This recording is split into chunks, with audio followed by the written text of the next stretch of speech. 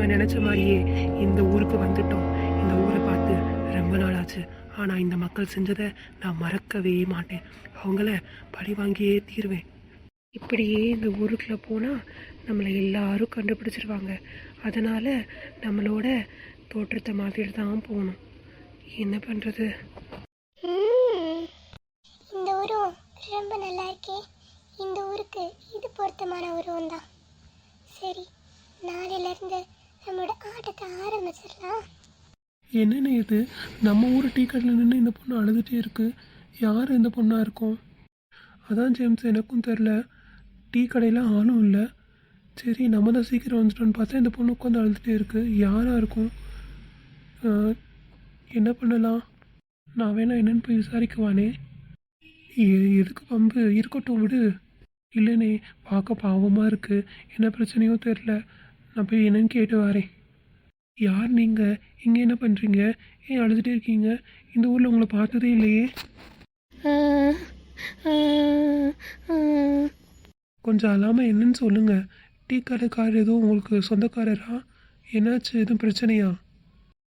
இல்லை, டீ கடைக்காரெலாம் எனக்கு தெரியாது. நான் வேறு ஒரு காரி தான்.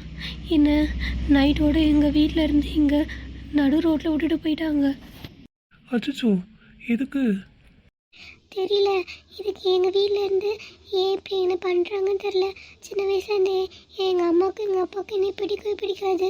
இப்போ என்னை எப்படி நடு ரோட்டில் விட்டுட்டு போயிட்டாங்க. நைட்லேருந்து இங்கே தான் இருக்கேன். எனக்கு பசிக்குது. அச்சோ, நைட்லேருந்து இங்கே இருக்கீங்களா?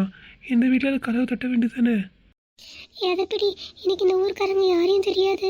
யாரும் ஏதாவது நீ சொல்லிட்டாங்கன்னா எனக்கு ரொம்ப பயமாக இருந்துச்சு. அதனால தான் நான் இங்கேயே உட்காந்துட்டேன். அப்படியா? இருங்க ஒரு நிமிஷம். என்னப்பா அந்த பொண்ணுக்கு என்ன பிரச்சனையா? அண்ணே, இந்த பொண்ணு அவங்க வீட்டில் இருந்து நடு ரோட்டில் நம்ம ஊரில் இறக்கி விட்டு போயிருக்காங்கண்ணே. என்னது? நடு ரோட்டில் இறக்கி விட்டு போயிட்டாங்களா? ஆமாண்ணே, அப்படி தான் இந்த பிள்ளை சொல்லுது. ஏதோ அவங்க அம்மா அப்பாவுக்கு அந்த பிள்ளையை பிடிக்கலையா, அதனால நடு ரோட்டில் இறக்கி விட்டு போயிட்டாங்களாம். இப்போ இதெல்லாம் நம்புற மாதிரியாப்பா இருக்குது? என்னன்னே பண்ண? அழுதுகிட்டே இருக்க பாவம். பசிக்குதுன்னு வேற சொல்லுது. ஐய, இதடா ஊருக்கு வந்து சோதனை. இப்போ என்ன பண்ண? ஏனே, நான் வேணா என் வீட்டுக்கு கூப்பிட்டு போட்டுமா? இல்லை நீங்கள் கூப்பிட்டு போகிறீங்களா? ஏதாவது கேஸ் ஆகிட போகுதுடா. முதல்ல போலீஸ்க்கு இன்ஃபார்ம் பண்ணணும். நம்ம ஊர் ஸ்டேஷன் 10 மணிக்கு மேலே தானே திறப்பாங்க. அது வரைக்கும் இந்த பிள்ளை இப்படி தனியாக விட்டு போகிறதா என்ன? அதுவும் சரிதான். அப்போ நீ கூட்டிகிட்டு போறியா? சரிண்ணே, அவள் சின்ன பொண்ணு என்ன சொல்கிறான்னு தெரில, பார்ப்போம். நீங்கள் முதல்ல அலறது நிப்பாட்டுங்க. வாங்க, நான் என் வீட்டுக்கு கூப்பிட்டு போகிறேன். என் ஒய்ஃப் உங்களை நல்லா பார்த்துப்பாங்க. 10 மணிக்கு மேலே தான் போலீஸ் ஸ்டேஷன் திறப்பாங்க. அப்போ போய் நம்ம கம்ப்ளைண்ட் கொடுக்கலாம். போலீஸ் ஸ்டேஷனா? அங்கெல்லாம் வேண்டாம். என்னென்னு கம்ப்ளைண்ட் கொடுப்பீங்க? சரி, நீங்கள் முதல்ல வாங்க. அப்படியா? நான் வரதுனால உங்களுக்கு எந்த கஷ்டமும் இல்லையே? அப்படிலாம் ஏதும் இல்லை. வாங்க வாங்க. சரி, போகலாம் வாங்க. நான் வீட்டுக்கு கூப்பிட்டு போகிறேனே. சின்ன பொண்ணு என்னன்னு பார்த்துப்பான்னு நினைக்கேன். அப்படியாப்பா? சரிப்பா, பார்த்துக்கோ. சின்ன பொண்ணு, சின்ன பொண்ணு. ஏங்க, இது யாருங்க? புதுசாக இருக்குது. உங்களுக்கு தங்கச்சி எதுவும் இருக்கா? தங்கச்சி எதுவும் இல்லை சின்ன பொண்ணு. ஆனால் இது என் தங்கச்சி மாதிரி தான், பார்த்துக்க. என்னங்க சொல்கிறீங்க? ஆமாம் சின்ன பொண்ணு. இன்னைக்கு காலையில் டீ சாப்பிடலாம் நம்ம டீ கடைக்கு போனேன்னா அங்கே இந்த பொண்ணு நின்று அழுதுகிட்டே இருந்துச்சு, பார்த்துக்க. எதுக்கு அழுது ஏதுன்னு தெரில. அதான் விசாரித்தேன். இந்த மாதிரி எங்கள் அம்மா அப்பா என்னை நடு ரோட்டில் விட்டுட்டு போயிட்டாங்க, எங்கே போகிறேன்னு தெரில, நைட்லேருந்து ஒரே பசி, இங்கேயே உட்காந்து நைட்லேருந்து அழுதுகிட்டே இருந்தேன் அப்படின்னு சொல்லுச்சு. நம்ம போலீஸ் ஸ்டேஷன் 10 மணிக்கு மேலே திறப்பாங்க. சரி, அது வரைக்கும் நம்ம வீட்டில் கொண்டு சாப்பாடு கொடுக்கலான்னு சொல்லிட்டு தாண்டி கூப்பிட்டு வந்தேன். ஏங்க, உங்களுக்கு என்ன லூஸாக பிடிச்சிருக்கு? இப்படி யாரையா என்னன்னு தெரியாமல் வீட்டுக்குள்ளே கொண்டு வந்திருக்கீங்க?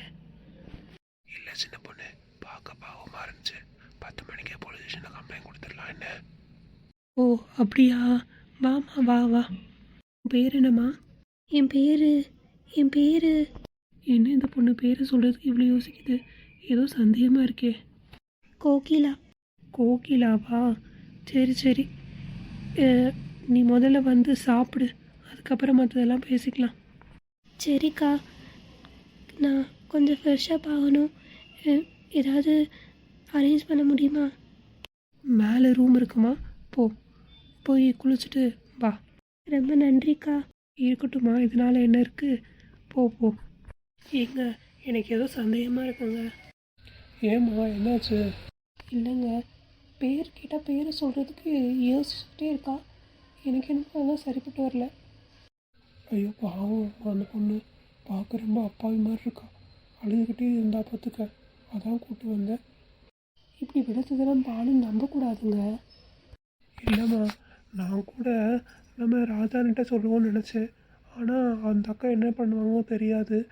நீ நம்ம நல்ல பொண்ணு, யார் வந்தாலும் ஹெல்ப் பண்ணுவேன், பயப்பட மாட்டியா? அதனால தான் நான் இங்கே கூப்பிட்டு வந்துட்டேன். அதெல்லாம் சரிதான். 10 மணிக்கு எதுக்கும் கம்ப்ளைண்ட் கொடுத்துருங்க போலீஸ் ஸ்டேஷனில் போய். சரி சின்ன பொண்ணு, சாப்பாடெலாம் செஞ்சிட்டியா? ஆமாங்க, இட்லி சுட்டிருக்கேன். பாப்பாவுக்கு ஸ்கூல் இருக்குல்ல. எதுக்கும் நான் ஊர் தேவை காதில் கொஞ்சம் போட்டு வைக்கிறேன், பார்ப்போம்.